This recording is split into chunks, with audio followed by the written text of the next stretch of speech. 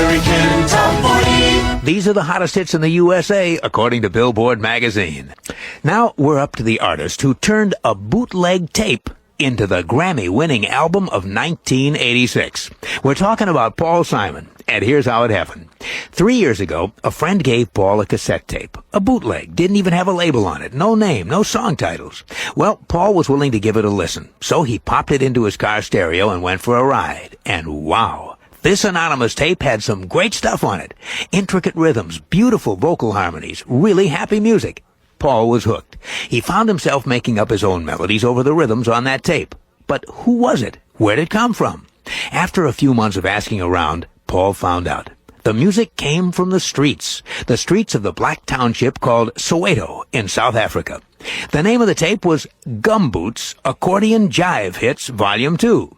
Well, that was enough for Paul. He hopped right on a plane to South Africa. When he got to Johannesburg, he rounded up some of the groups that he'd heard on the tape. Groups like General M.D. Sharinda and the Gaza Sisters, and the Boyoyo Boys Band. And they went into a South African studio. Paul took 3 songs from the bootleg tape, played around with them, adding vocals and saxophones, and he had 3 finished pop tunes. The chemistry was there. Paul said, they would play riffs going for a groove, and then I'd superimpose a structure. End of quote. And that's how it started for Paul. For the next 2 years, he collaborated with a variety of South African musicians, and the result, the album Graceland. From Gumboots Accordion Jive Hits to the Album of the Year. And here's the single from Graceland at number 36 this week. You Can Call Me Al, Paul Simon.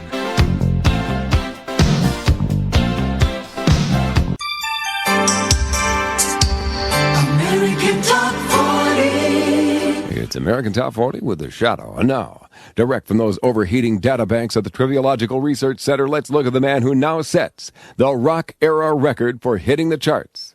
His first time ever on the charts was with this song. Hey, schoolgirl in the second row.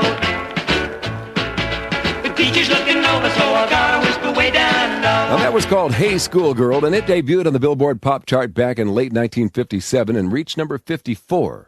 It was the first chart single for a duo called Tom and Jerry. But they never charted again as Tom and Jerry. Instead, they went by their real last names and went on to hit number 1 with this song. From 1965, the number 1 song, Sounds of Silence by Simon and Garfunkel. They kept hitting big in the 60s and early 70s, and then they split up and each went solo. And now, one of them has set a new record in rock history for hitting the charts, because 3 weeks ago, he blew into the Billboard Hot 100 with this song. From the new album, Rhythm of the Saints, that's a bit of the song called The Obvious Child. 3 weeks ago, it came onto the Hot 100 at number 96, and that made Paul Simon the longest-charting pop singles artist in the rock era. Paul's been hitting for 33 years. The old record, by the way, was 32 years and 11 months, and it was set by Rock and Roll Hall of Fame great Roy Orbison. So another page is rewritten in the AT40 Book of Records. American Top 40. And now let's steamroll into the latest happenings in pop music. Yes, my friends, it's time once again for another edition of AT40 Music.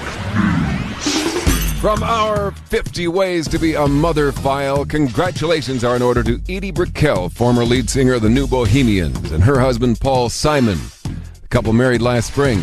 Now they're the proud parents of a new baby boy. Adrian Edward Simon entered the world December 27th in New York City. So here's to you, Mrs. Simon.